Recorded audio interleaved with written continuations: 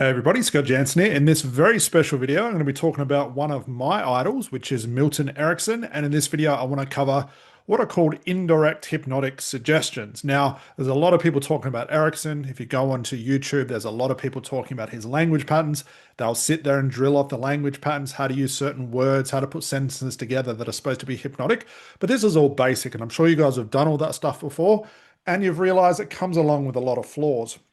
I don't know about you, but when I try and use that hypnotic language, I sound strange and not in a good way.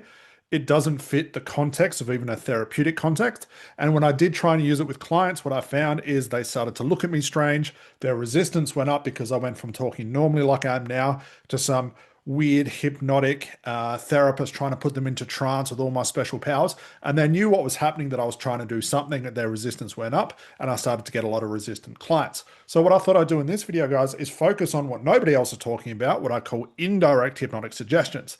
Now, you can go onto YouTube right now, and what I highly recommend you do is stop listening to people, and I say this ironically because I'm teaching you something about Erickson, but stop looking at other people telling you about Erickson, drilling off his language patterns and showing you how to use it through hypnosis NLP, and go watch his actual sessions. There's quite a few. You have to be quick and go do this stuff, guys, because YouTube tends to take him down fairly quickly, but there are still a few floating around.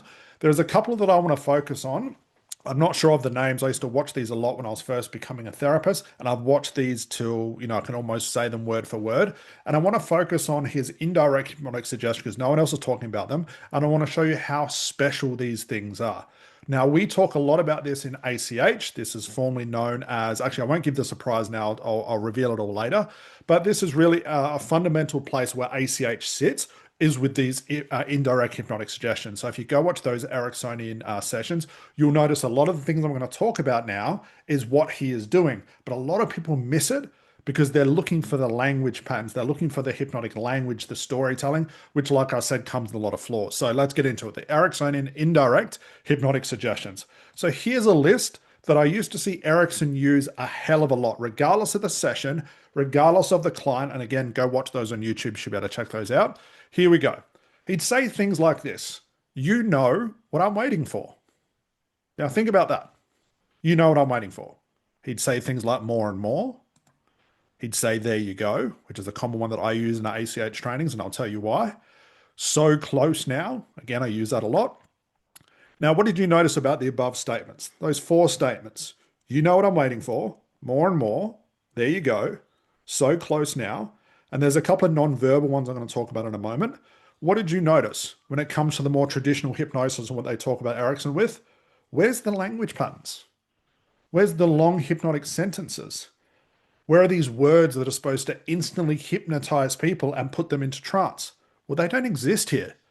So why was he saying things like this, and how is he able to get such profound results? Now, on top of just the words he was using, these small sentences and things he was saying, there are also non-verbal things. Eye contact with a smile, and also staring at a certain part. And I'll talk about more of that in a moment. So what do you notice? And he used to say these a lot. Sure, did he use hypnotic language? Yes, it wasn't known as Ericksonian language because it's him doing it. It's people that have watched him, think they know what he was talking about, think they can lace these language patterns together. And if you say it just like Erickson, this person will go into trance. Hypnosis doesn't work like that, guys. You should know that by now. So, you know what I'm waiting for. More and more. There you go. So close now. The non-verbal ones, a lot of eye contact with a smile. And you'll see him doing these things, the eye contact with a smile in all his sessions, or staring at a certain part. What is this all about, and how are these indirect hypnotic suggestions, and how, if you use these exactly the way they are now, why will these ratify the trances you're creating with your clients? Well, they're known as process instructions. And I talk about all of this stuff in ACH. Now, a process instruction is all about timing. When you see or notice an unconscious moment, use the above suggestions to enhance these moments, making them grow. Now, I know when I put this video out, I'm going to get a lot of responses saying, well, Scott, can I put hypnotic language inside of "you know what I'm waiting for" and use hypnotic language to make it more profound? No, because you're ruining the whole thing. And you're missing the point.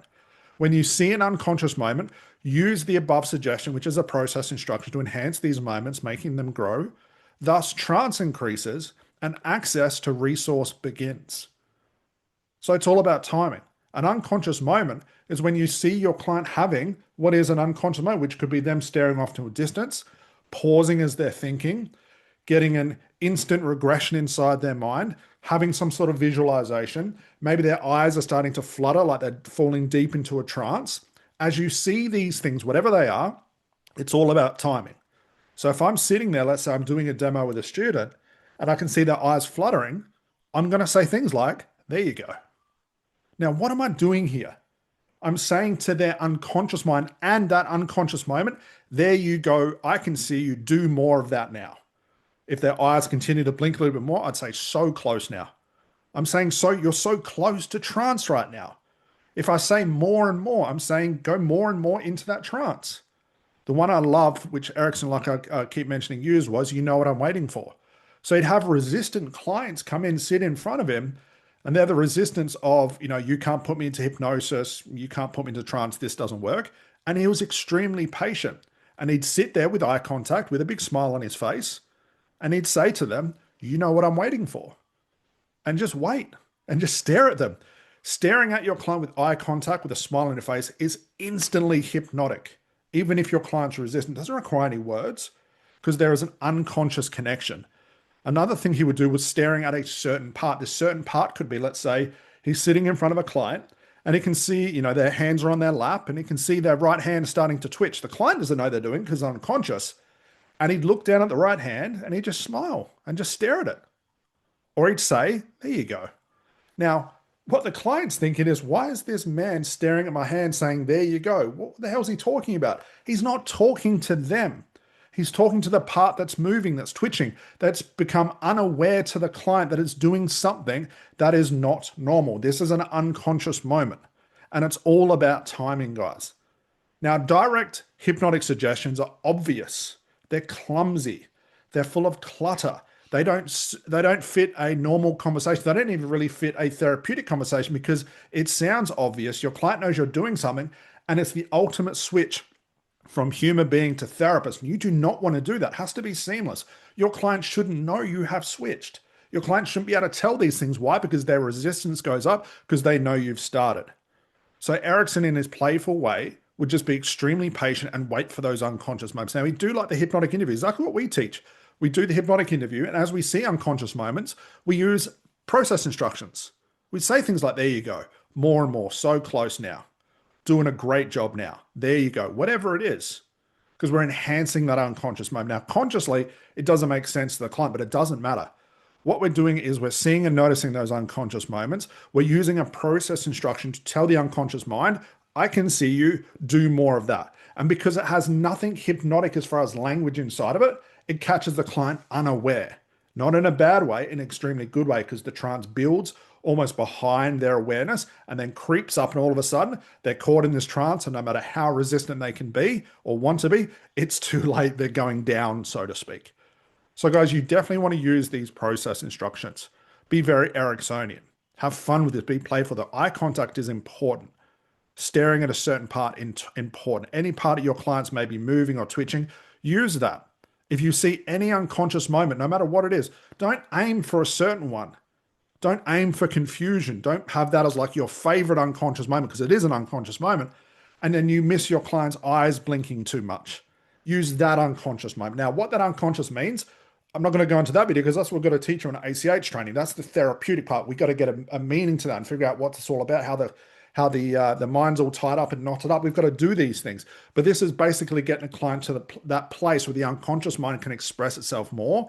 And when you see those unconscious moments, guys, use these indirect hypnotic suggestions. And I can guarantee, hands down, they'll be more potent and powerful than the ridiculous language pattern most people are using, that are spending thousands of dollars to learn, to have all the scripts and the textbooks to read these ridiculous long sentences. And all they do is hit resistance.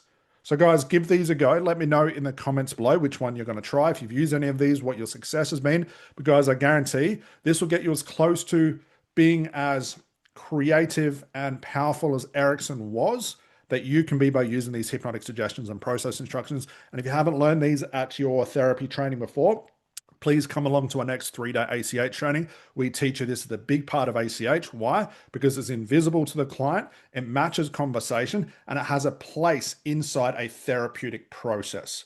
Okay, so guys, hopefully it was informative. I'll see you in the next video. Bye for now.